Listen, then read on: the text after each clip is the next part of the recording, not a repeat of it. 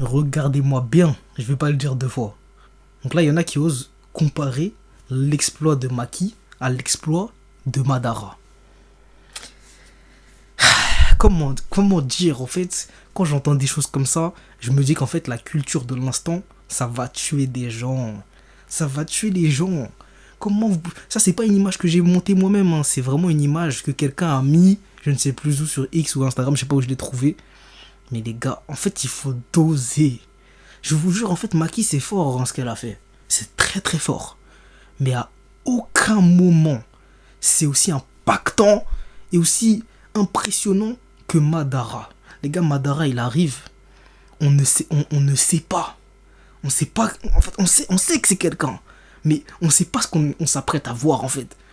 L'Alliance Shinobi, face à Madara, c'était trop. C'était trop. Parce que je vais pas vous refaire tout le background de son combat à Madara. Parce qu'il arrive, il éteint l'Alliance Shinobi. Il éteint les 5 Kage. Après, il se transforme, il éteint Naruto, il éteint Sasuke. Il affronte aussi Minato. Il affronte tout le monde en même temps. Même après, quand il devient vivant. Alors, il a son corps vivant. Il affronte les Biju, il affronte tout le monde, il se fait éteindre. Hein. Mais dès qu'il obtient son Rinnegan, ça change toute la donne. Les gars, Madara, il était vraiment invincible. C'est ça qu'il faut se dire, il était trop fort. C'est pas Maki avec ses petits... Non, je veux pas mal parler, parce que franchement, j'ai kiffé l'épisode. C'est juste que les jeux sont trop sur la culture de l'instant.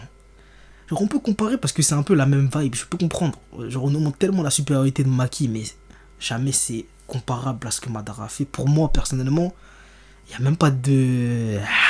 Après, peut-être que j'ai un biais, hein. Peut-être que j'ai un biais, mais c'est comme ça que moi je le perçois.